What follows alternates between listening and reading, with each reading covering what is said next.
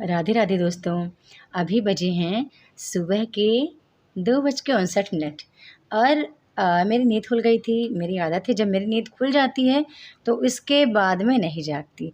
और मेरी एक आदत और है कि जब मेरी नींद खुलती है तो सबसे पहले मैं मेरे ग्रुप में सुप्रभात या गुड मॉर्निंग ऑल ज़रूर मैं विश करूँगी और सभी को मैं विश करूँगी। मैं चाहती हूँ कि मेरे दिनचर्या से रूबरू रहें, सभी रूबरू रहें।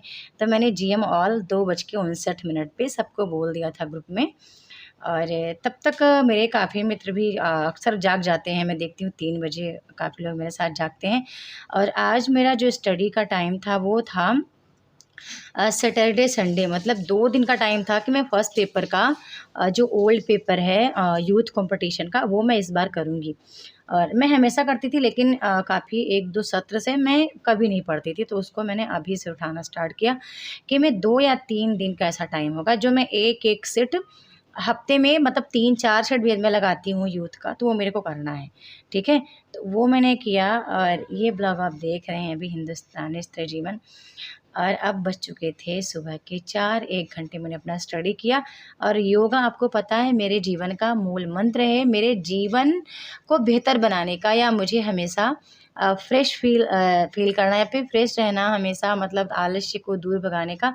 तो ओम का जाप मैं ज़रूर करती हूँ। ओम हो गया, मतलब अनुलोम-विलोम हो गया, कुछ 2-3 योगाएँ ऐसे हैं जो कि एकाग्रता के लिए बहुत बेहतरीन वर्क करती हैं, तो उन योगाओं को मैं हमेशा से अपने जीवन में उतारी हूँ।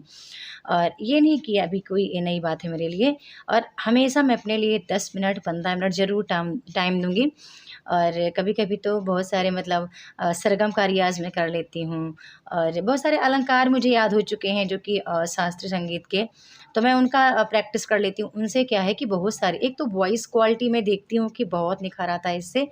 एक चीज़ और था कि गर्म हाथों को हमेशा ऐसे घिस करके और फेस पे रखने पर फेस का कहीं न कहीं क्या बोल सकते हैं, एक्टिव रहना, मतलब आलस्य दूर भाग जाना, ये भी मुझे अच्छा लगा। ये अब मुझे याद था कि मैंने बर्तन तो कल रात में धुला नहीं था। मैं कल, अब इस समय 2-3 दिन से मैं काफ़ी थक जा रही हूँ। थकने की वजह यही है कि इसमें खाने का अच्छे से बंदोबस्त हो नहीं रहा था ना, तो बस वही बकवास खाना, भरता रोटी, पता नहीं क्या। एक भी तो मैं रात में बर्तन कल नहीं धोई थी, बर्तन मैंने उसको धो दिया था। अब मुझे कपड़े की आज धुलाई करनी थी। घर में आज स्वच्छता अभियान जारी है, ठीक है? अब कम से कम मुझे 200 कपड़े ऐसे थे जो घर के पूरे एक-एक कपड़े को मुझे निकाल कर के और पूरा कपड़ा धुलना था। यानी कि आज मैंने घर को पूरा क्या धोबी घाट बना लिया था। और अभी तक मैं अकेले ही कर रही थी। बच्चों को जगाई, वो जगे नहीं, श्रीमान जी को बोला वो भी नहीं जगे। अब ये बज रहे हैं आपके 4:15 कुछ हो रहे थे ऐसा करके। और फिर मैंने पहले कहा कि मतलब मीठा पानी मैंने आरओ से किया था फ़िल्टर, क्योंकि यदि खारे पानी में निरमा साबुन दोनों को डाल दो तो पता ही नहीं चलता कि हमने निरमा डाला भी कि नहीं डाला, और कपड़े का भी नहीं पता चलता कि कपड़ा साफ़ हुआ कि नहीं हुआ। अब मुझे फटाफट मेरे पूरे कपड़े इसमें डुबोने थे। अब कपड़े डुबोने और डुबा के तो रखना पॉसिबल नहीं था कि डुबा के रख दूँ।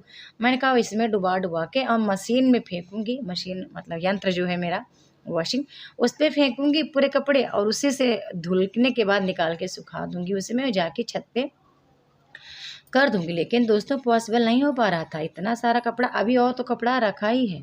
मतलब और तो अभी लेके आ ही नहीं पाई, ये तो अभी मतलब जो कपड़े सामने दिख रहे थे वो सब हैं। और भैया ये सब करते मैं बताऊँ इतना मैं थक चुकी थी। सुबह से ये कम से कम 200 के करीब कपड़े थे, पूरे के पूरे। यदि मैं देख रही थी कि अभी तो मेरे को इतने दिख रहे हैं, अभी मेरे और भी पूरे बच्चों के यूनिफ़ॉर्म हैं, जो बच्चे भी सो रहे हैं, वो पूरा जो ओढ़ कर या जो चद्दर वगैरह बिछाए हैं, वो पूरा भी तो मेरे को धुलना पड़ेगा। यानी कि आज तो क्या ही बोलूँ, मेरी एकदम गज़ब, गज़ब कपड़े धोने का सिलसिला कम से कम 7 बजे तक चला था। और फिर 7 बजे के बाद मैं अपना किचन आके धुली। और आज तो पूरा घर ही चमका डालना था मुझे। मतलब कि एक भी कचरा कहीं ना दिखे, कोई भी गंदगी ना रहे, पूरा घर एकदम क्लीन हो जाए। निरमा डाल के पूरा फर्श मैंने धुला। और मुझे लगता है कभी-कभी क्या मैं इसी काम के लिए बनी हूँ? मतलब जब भी मैं सोचती हूँ ना कि सिर्फ़ यही इसी काम के लिए मैं बनी हूँ क्या? झाड़ू, पोछा, बर्तन ये सारी चीज़ें। फिर मुझे याद आता है कि स्त्री जो है ना वो संघर्ष का ही दूसरा नाम है।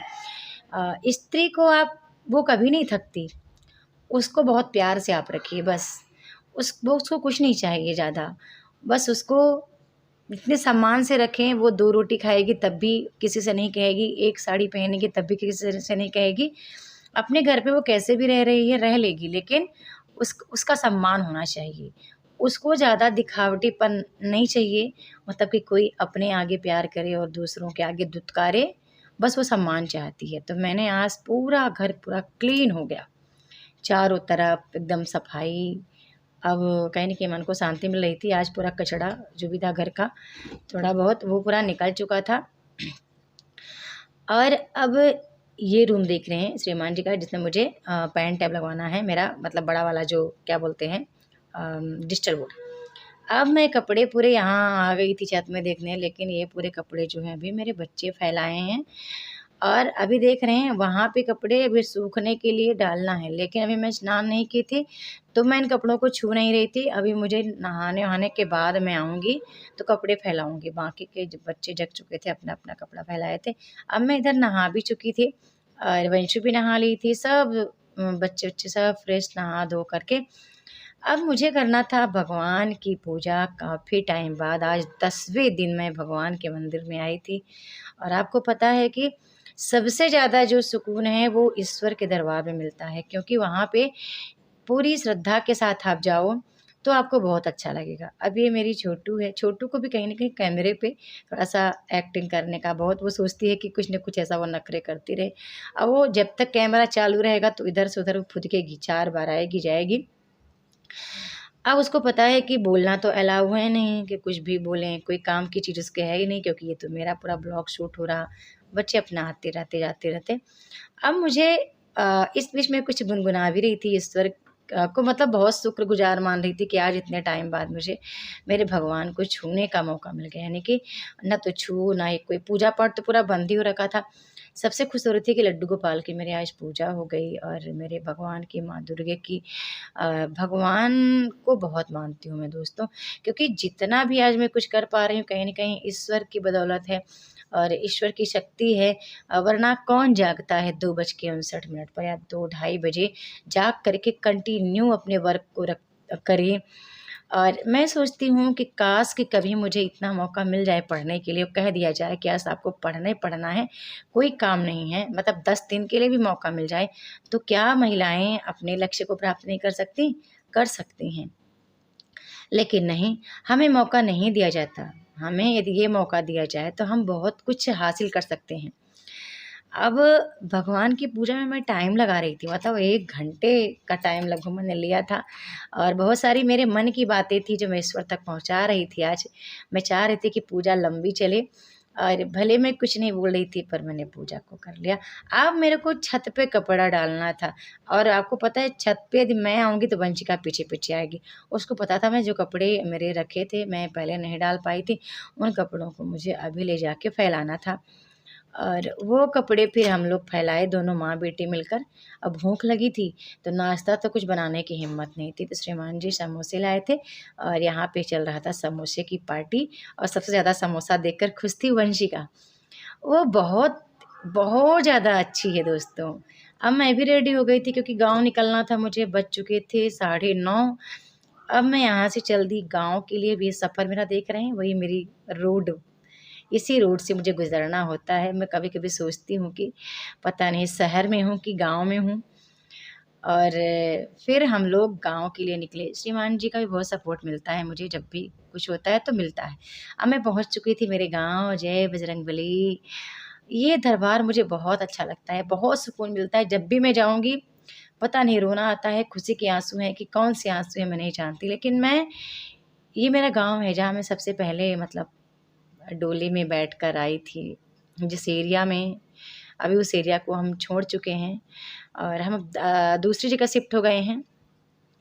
वहाँ पे सुख-सुविधाएँ बहुत ज़्यादा नहीं थीं, तो मैं काफ़ी देर तक मंदिर में रुकी थी। मुझे अच्छा लगता है इस जगह पे रुकना। और बहुत सुकून मुझे मिलता है, बहुत ज़्यादा। मैं गाँव की तरफ गई थी, मेरे घर की तरफ, ये धान मैंने लगवाए थे इस बार मुझे।